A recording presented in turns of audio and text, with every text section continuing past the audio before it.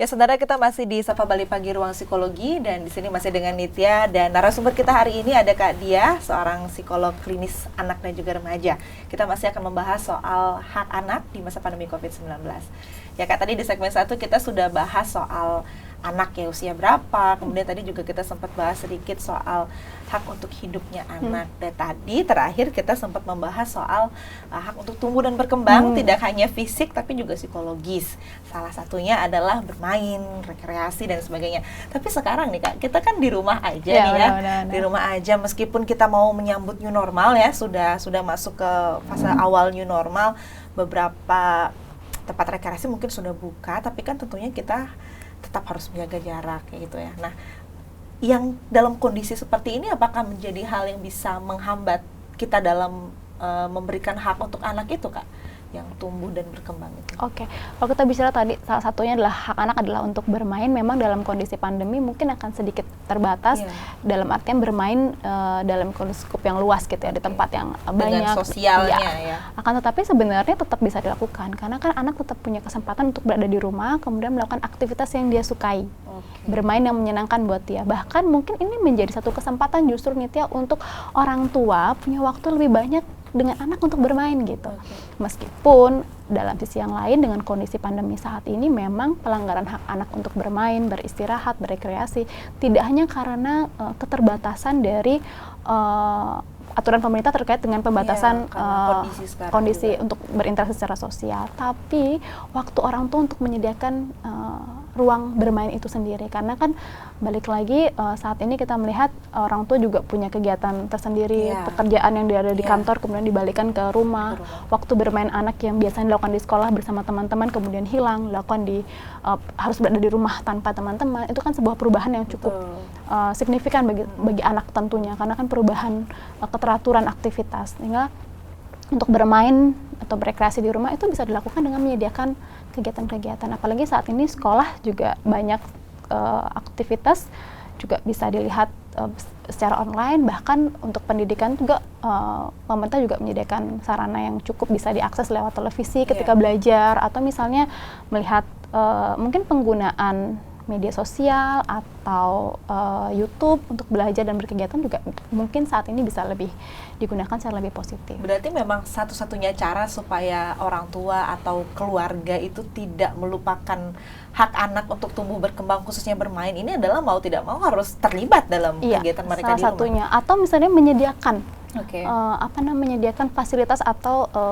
ruang untuk itu, karena balik lagi kan saat ini benar, dan saat ini pengabaiannya bisa jadi karena jadinya orang tua kan terlalu sibuk atau fokus bekerja, jadi anak ini kemudian tidak terperhatikan apakah dia sudah cukup tuh kegiatannya, atau misalnya apakah kemudian anak ini malah terabaikan, dalam artian neglect, udah anaknya ngapain, orang tuanya mungkin nggak memperhatikan dengan optimal gitu. Jadi bermain, berekreasi dan beristirahat itu penting.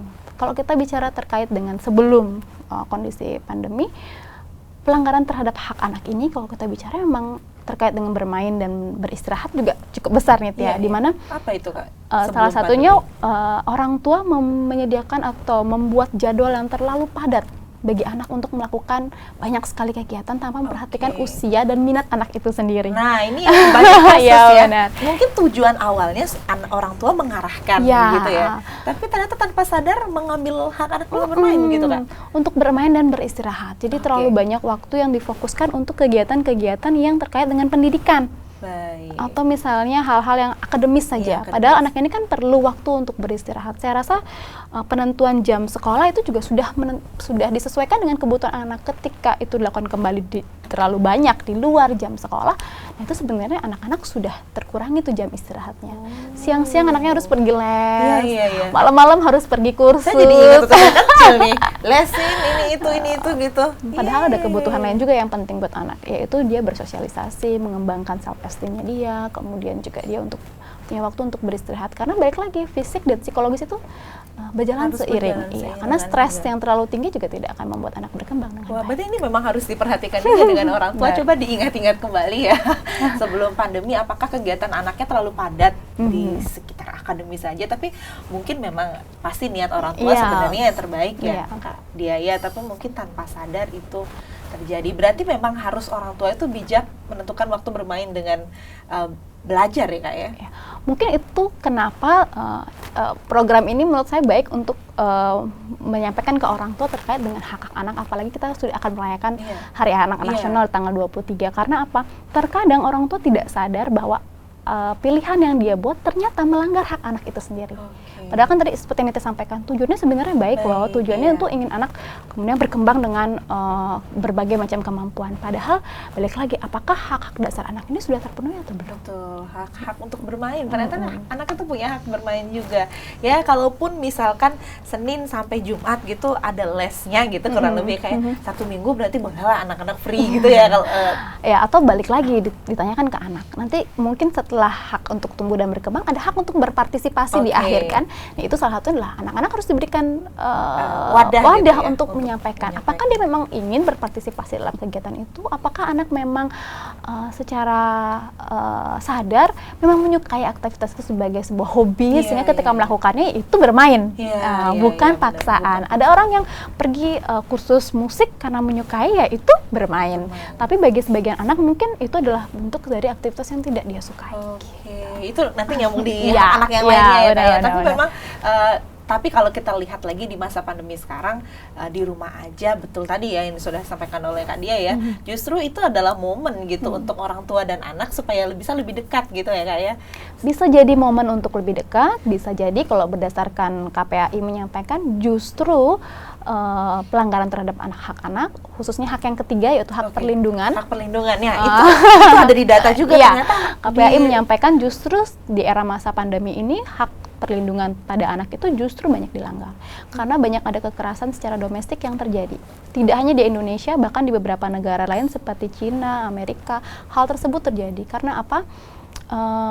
Anak-anak berada di rumah dengan orang tua yang mengalami kondisi yang penuh ketidakpastian. Stres juga. Iya benar, ada banyak orang tua yang kemudian di PHK dalam pekerjaan, atau kemudian ketika berada dalam satu rumah stresnya tinggi, tumpukan pekerjaan juga tekanannya banyak, itu membuat pengasuhan menjadi tidak optimal dan emosi orang tua tidak terkontrol dengan baik. Dan kekerasan pada anak, dua faktor utamanya adalah hubungan orang tua yang tidak positif, yang kedua adalah faktor ekonomi. Sehingga kedua hal tersebut paling sering atau rentan terjadi di kondisi pandemi seperti ini. Sekarang? Iya, paling sering terjadi. Iya benar, karena sehingga itu yang membuat pelanggaran terhadap hak anak, utamanya perlindungan. Memang selain karena ekonomi atau tadi hubungan yang tidak baik, itu biasanya pemicunya apa? Apakah karena anak rewel atau anak ingin ditemani atau gimana Kak? Setahu Kak Dia dari situ. Sebenarnya resiko anak mengalami kekerasan atau mengalami abusive itu cukup banyak. Salah satunya memang ada beberapa karakter anak, seperti misalnya anak-anak dengan kebutuhan khusus memang lebih rentan dibandingkan anak-anak yang tanpa kebutuhan khusus. Kemudian faktor kondisi keluarga, misalnya faktor ekonomi juga memberikan pengaruh yang cukup besar terhadap pelanggaran hak-hak anak, utamanya terhadap kekerasan yang terjadi pada anak. Selain itu juga mungkin juga faktor lingkungan sosial, di mana nilai-nilai misalnya ya anak itu tidak dipandang sebagai individu sendiri, tapi dipandang sebagai individu yang lebih lemah, sehingga banyak sekali pelampiasan emosi jatuhnya ke anak. Kekerasan itu berarti fisik kah atau verbal atau bisa dua-duanya? Kalau kita bicara abuse atau kekerasan itu ada banyak. Salah satunya mungkin fisik yang mungkin paling terlihat. Yang paling terlihat. Ya, fisik. Akan tetapi sebenarnya kita perlu lebih waspada pada kekerasan yang lain, yaitu emosional dan psikologis. Kenapa? Karena meskipun itu tidak terlihat, kita sebutnya kekerasan emosional dan kekerasan secara psikologis itu memang silent tapi powerful. Itu seperti apa kekerasan emosional dan kekerasan psikologis itu? Kekerasan emosional dan psikologis itu membuat anak, akan memberikan dampak pada anak ini menjadi misalnya anak-anak yang tidak berkembang secara optimal secara emosional. Kemudian kita sering melihat banyak sekali berita-berita di mana anak-anak yang mengalami abuse secara emosional misalnya diabaikan, tidak kemudian diperlakukan buruk sejak kecil, tidak dianggap dan lain sebagainya.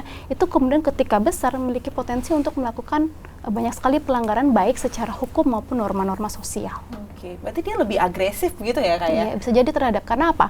Anak-anak kan kemampuan dia ketika mengalami kekerasan fisik, emosional, apapun itu bentuknya, verbal, itu kan dia belum punya kemampuan untuk bisa melawan, kemudian juga bisa menghadapi. Copingnya kan belum optimal, belum bisa berpikir dia harus seperti apa. Ketika itu terjadi, kemudian dia melampiaskan atau menyelesaikan permasalahan itu dengan cara yang kurang tepat, itu sangat wajar karena balik lagi kemampuan dia untuk coping itu belum optimal, sehingga kita melihat banyak anak yang misalnya menggunakan narkoba atau menggunakan sekarang misalnya penggunaan media sosial yang nggak tepat dengan pornografi dan lain sebagainya, atau muncul sebagai anak yang dulu mungkin dia korban di rumah kemudian melakukan itu di luar rumah atau menjadi anak yang agresif seperti itu. Wah, ternyata ya karena yang terlihat betul ya, yang terlihat cuma fisik, tapi ternyata kekerasan itu ada banyak yang mungkin tanpa disadari dengan orang tua ya. Anak-anak ada banyak anak-anak yang kemudian tidak berani menyampaikan keinginannya, kemudian memiliki perilaku yang kurang baik seperti itu. Bahkan beberapa serial TV sebenarnya sudah mengajarkan kita tentang itu. Oh iya? Iya.